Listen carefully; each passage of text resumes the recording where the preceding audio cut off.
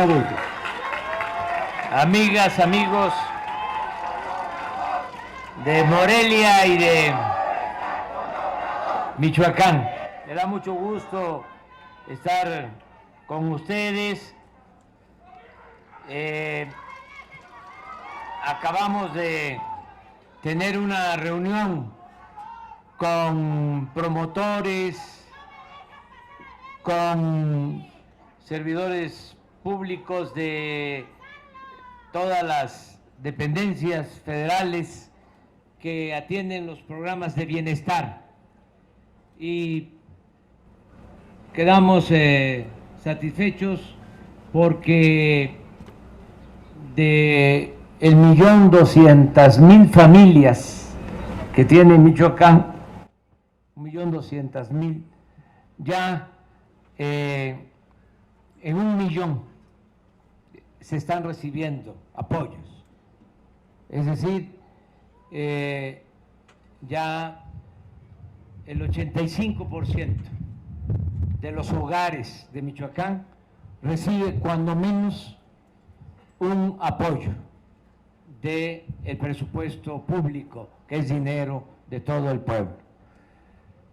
Son los programas de bienestar, lo que ustedes ya saben es la pensión a los adultos mayores, a todos los adultos mayores de Michoacán de 65 años que reciben este apoyo.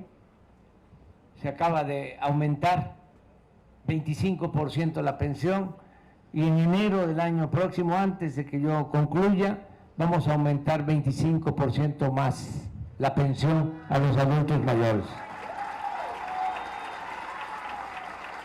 Esto va a significar que ya una pareja de adultos mayores, de ancianos respetables, van a poder tener ingresos para lo básico, para su alimentación y vamos a estar apoyando a 12 millones de adultos mayores del país.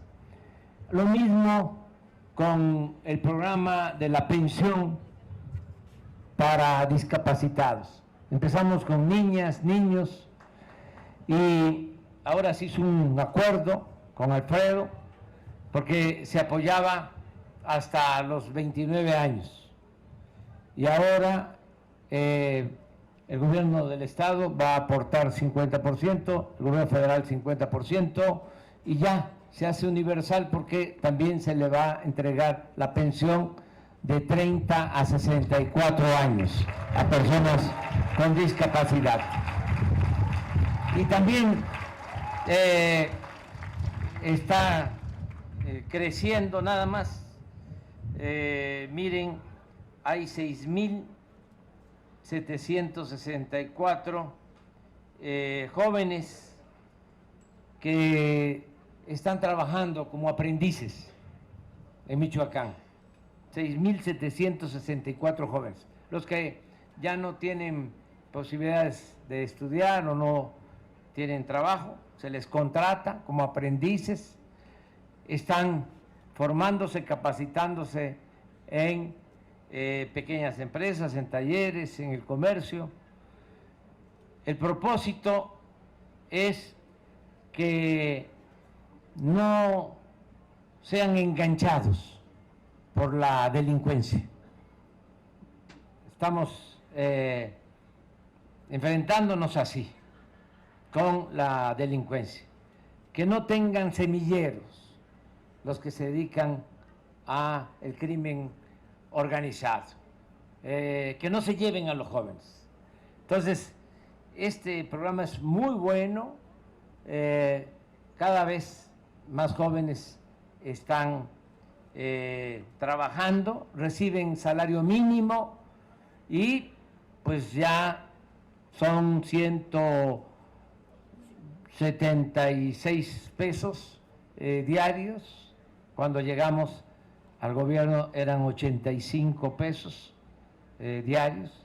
Ha aumentado el salario mínimo en el tiempo que llevamos 90% en términos reales. 90%. Esto no sucedía desde hacía 3, 4 décadas, y ya en la frontera también, decirles, es el doble el salario mínimo. Entonces, ya pues es un ingreso para que el joven tenga esa opción y no se vea obligado a tomar el camino de las conductas antisociales. Ustedes saben que no somos los seres humanos malos por naturaleza, no nacimos malos, son las circunstancias las que llevan a algunos a tomar el camino de la delincuencia.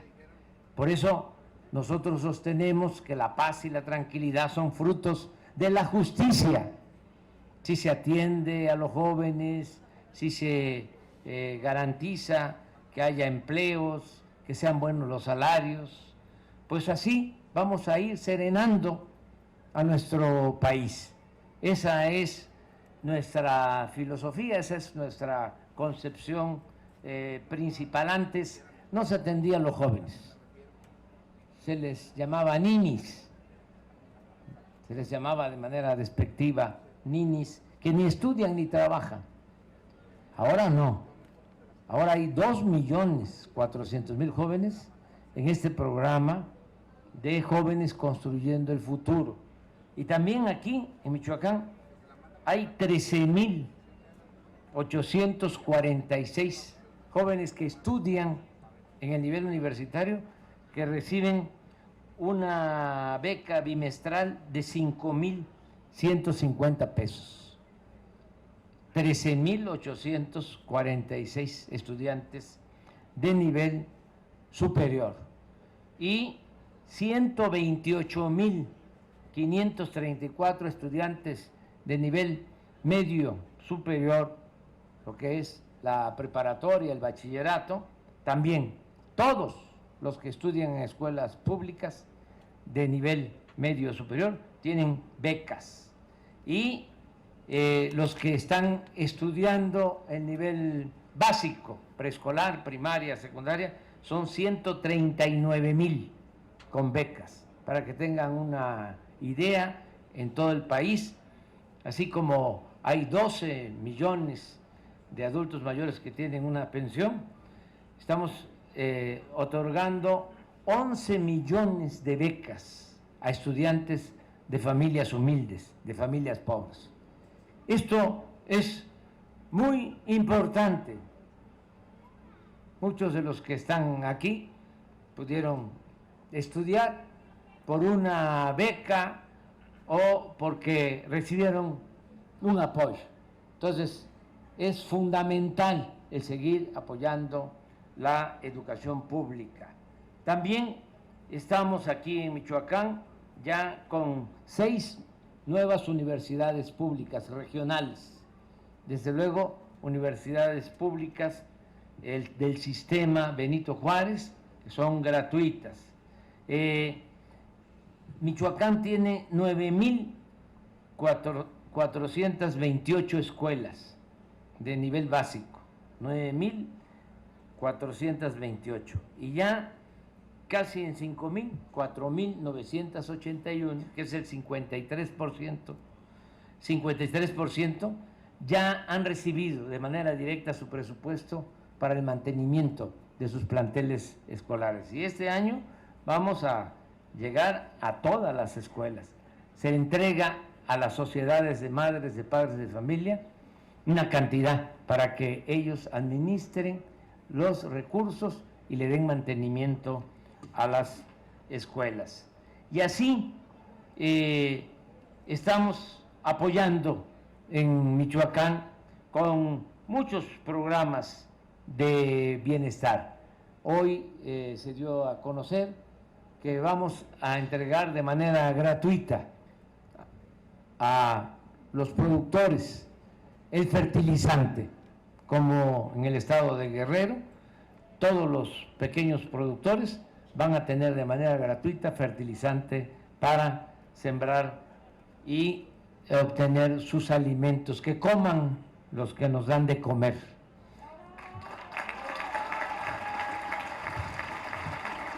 Y quiero, antes de entrar a la materia de salud, pues quiero también hacer aquí el compromiso con Alfredo de que vamos a seguir ayudando. Es el único estado donde la federación, además del presupuesto que les corresponde, le destina 3,000 millones de pesos para que los maestros puedan cobrar a tiempo.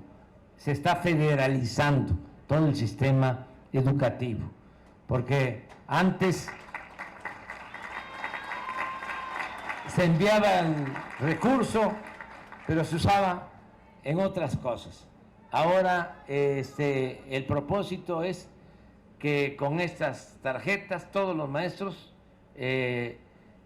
reciban lo que por derecho les corresponde y que no haya demora en el pago de sus salarios y de sus prestaciones. Y también me ha hecho la petición, Alfredo, y voy a contestarlo aquí, voy a contestarle aquí públicamente, de que se dé la autorización de Hacienda, aquí está el subsecretario, para que se amplíe la carretera que va a Lázaro Cárdenas desde Uruapan.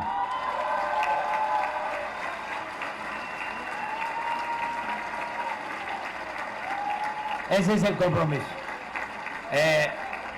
A 4 carriles de Uruapan a Lázaro Cárdenas, que se vea con el concesionario.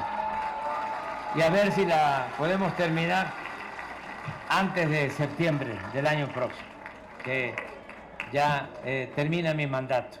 Entonces toma nota y los compromisos se cumplen, ¿eh?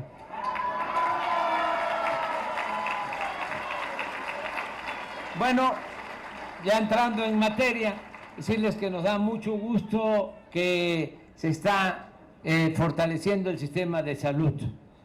Son 4 aspectos fundamentales.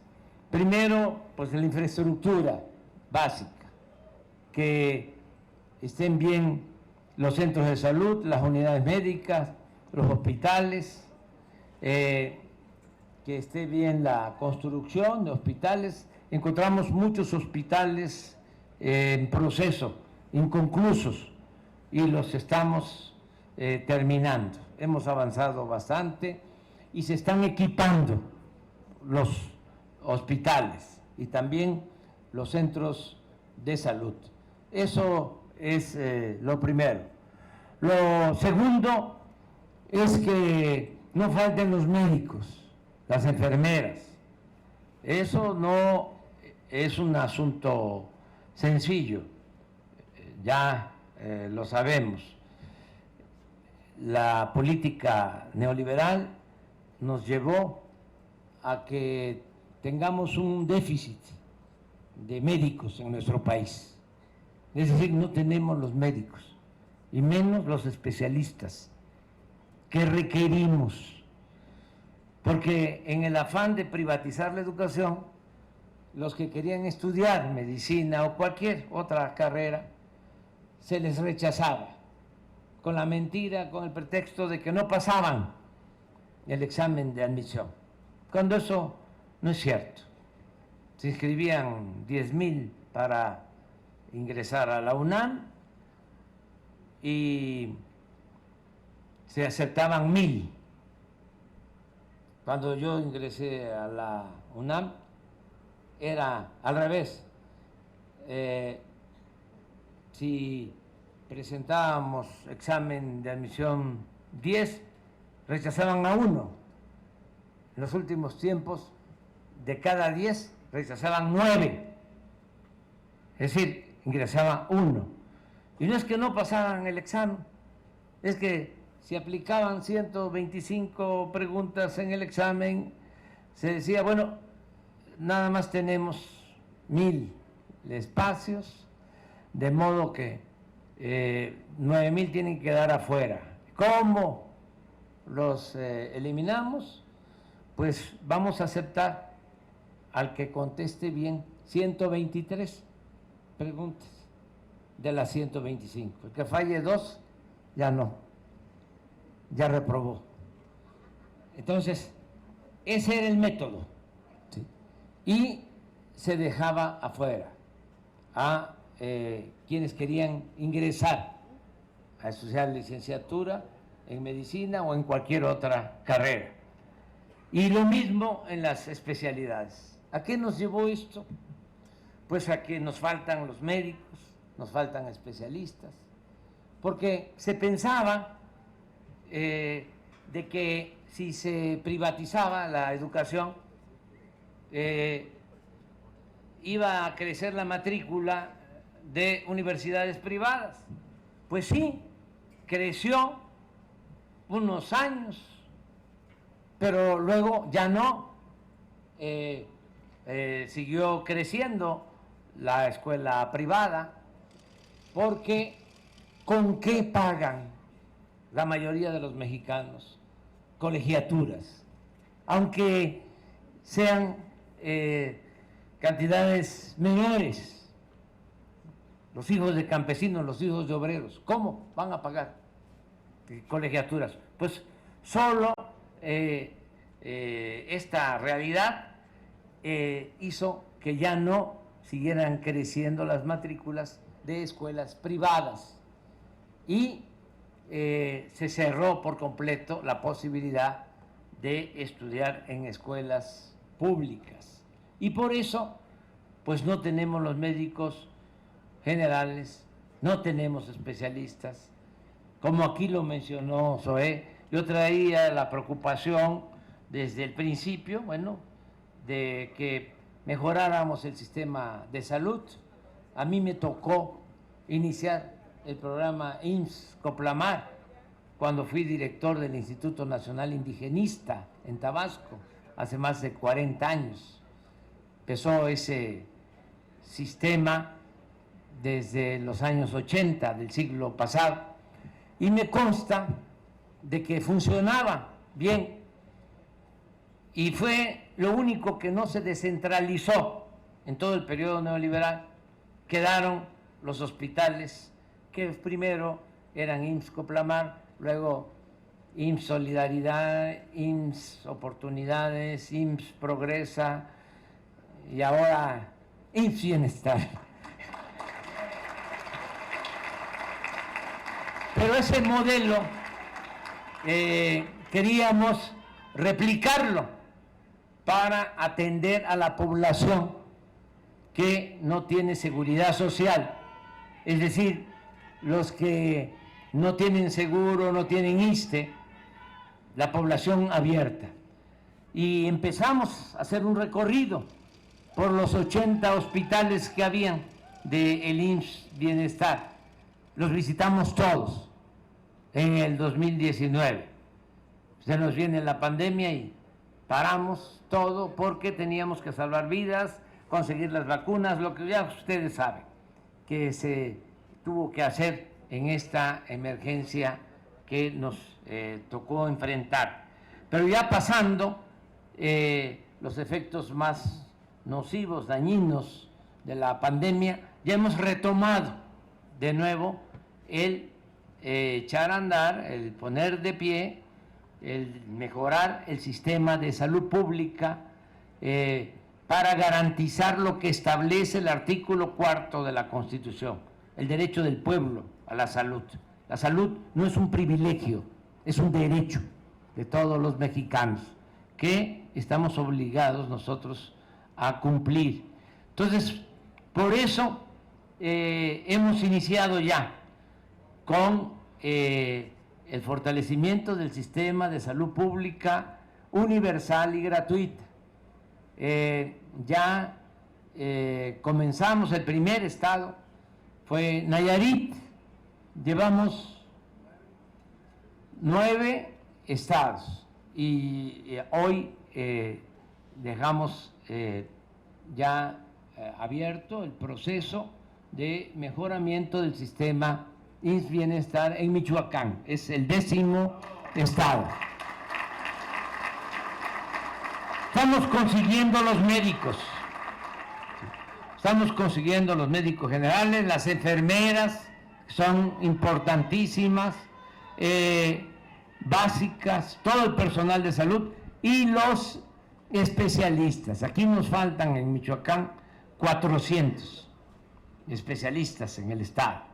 Se han hecho convocatorias, tenemos las plazas, pero no tenemos todavía todos los especialistas. Cuando inicié el recorrido, les comentaba, por los 80 hospitales, me acuerdo de que fuimos a Yucatán, hay 3 hospitales del IMSS Bienestar, y en ninguno de los 3 había pediatras.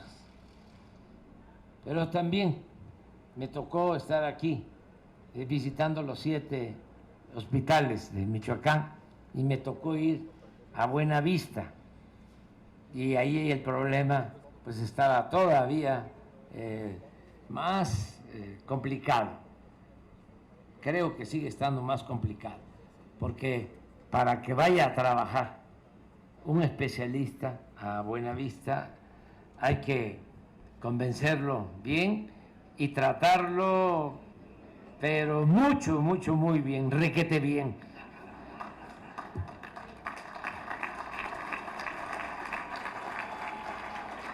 Entonces, en eso estamos, que tengamos buenos hospitales con el equipamiento necesario, las enfermeras, los médicos generales, los especialistas ya se están formando, se están incrementando el número de becas para especialistas, ya tenemos el doble de especialistas estudiando, como 20,000, ¿sí? Y ya van a salir una generación, de modo que ahí vamos a tener posibilidad de resolver lo del déficit. Ojalá y todos los especialistas sean como esta especialista.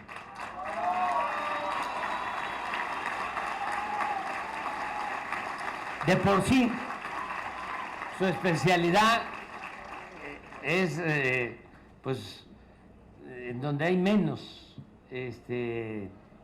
médicos, médicas, deben de haber como 25, 30 en todo el país, un poco más, ¿sí? ¿Sí? Sí, como 200 en todo el país. Entonces, sí necesitamos especialistas. Lo tercero son los medicamentos, el abasto de medicamentos. Aquí me dio gusto que ya nos informaron que tienen el 97% de medicamentos, ya el abasto, porque necesitamos resolverlo. Nos costó muchísimo, porque era un negocio muy jugoso, muy lucrativo. El gobierno compraba como 100,000 millones de pesos en medicinas a 10 distribuidoras. 100,000 millones de pesos a 10 distribuidoras, que ni siquiera tenían laboratorios, nada. Y de esas 10 distribuidoras, 3 se llevaban 60,000 millones de pesos, vinculados a políticos corruptos, a medios de comunicación, y con buenas agarraderas, porque no podíamos comprar medicamentos en el extranjero, las leyes no nos los permitían. Nos costó cambiar las leyes para poder comprar medicamentos en la India, en Francia, en Estados Unidos, en Corea, en otras partes. ¿Qué les puedo decir? Recibimos y resistimos campañas de estos grupos de intereses creados. Resistimos y ya se resolvió. Nos pusimos de acuerdo con la ONU para hacer compras consolidadas de medicamentos en todo el mundo, y ya tenemos comprados los medicamentos de este año y del 2024 ya no nos van a faltar los medicamentos. Y desde luego, con ahorros considerables. Ya les puedo decir que con un poco más del presupuesto que antes se ejercía, vamos a tener todos los medicamentos para entregarlos de manera gratuita. Ya estamos quitando las cajas registradoras en los hospitales. Ya no hay caja, ya no se cobra por la atención médica ni por los medicamentos. Esto es muy importante. Hemos avanzado y vamos a seguir avanzando. Y luego, lo fundamental, lo que es el alma de un hospital, su personal, es decir, los trabajadores de la salud. Enfermeras, enfermeros, camillistas, camilleros, todos los que trabajan, médicos, especialistas, eso es fundamental.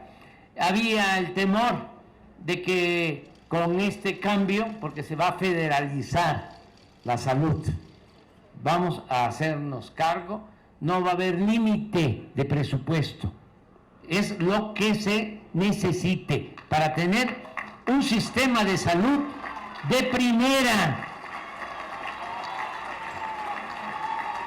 Nuestros adversarios dicen que no va a ser como yo planteo, se burlan, dicen que dije que va a ser un sistema de salud como el de Dinamarca. No, ya ahora lo estoy pensando mejor y no va a ser como el de Dinamarca, va a ser mejor que el de Dinamarca. Porque ya hicimos ese compromiso y vamos a tener, repito, todos los medicamentos, los médicos, las instalaciones, y vamos a basificar a todos los trabajadores que trabajan por contrato. Y aquí quiero agradecer a los dirigentes sindicales, porque nos han ayudado. Al principio había temor, había desinformación de que cómo vas a pasar del sistema de salud al IMSS Bienestar y tu tiempo trabajado, tu antigüedad, vas a perder todo, te van a quitar hasta el salario. No, van a mejorar todos los trabajadores. Y muchas gracias por la confianza. Y nosotros vamos a estar a la altura de este compromiso, de estas circunstancias. Muchísimas gracias. Yo voy a seguir visitando Michoacán. ¿Cómo creen que no voy a venir a Michoacán? Si aquí está el ejemplo de lo que tenemos que llevar a la práctica, que yo llamo humanismo mexicano. Aquí nos dejó el ejemplo Morelos, que decía que había que luchar por la igualdad, que se moderara la indigencia y la opulencia, decía Morelos. Decía Morelos que se eleve el salario del peón. Decía Morelos que se eduque al hijo del campesino y al hijo del barretero igual que al hijo del más rico hacendado. Decía Morelos que haya tribunales que protejan al débil de los abusos que comete el fuerte. De aquí era Morelos, de Michoacán. Un estadista. De aquí era Melchor Ocampo, el principal asesor del mejor presidente que ha habido en la historia de nuestro país, Benito Juárez García. Melchor Ocampo era su asesor. ¿Saben qué decía Melchor Ocampo? Era un hombre de principios. Decía, me quiebro, pero no me doblo. De aquí, de Michoacán, el mejor presidente del siglo XX, presidente popular patriota, el general Lázaro Cárdenas del Río. Y un michoacano que yo respeto mucho, admiro, y se conoce poco sobre su vida pública, el general Francisco J. Mújica, también michoacano. No se podría escribir la historia de México sin el pueblo y los dirigentes de este gran estado de Michoacán. ¡Que viva Michoacán! ¡Que viva México! ¡Viva México! ¡Viva México!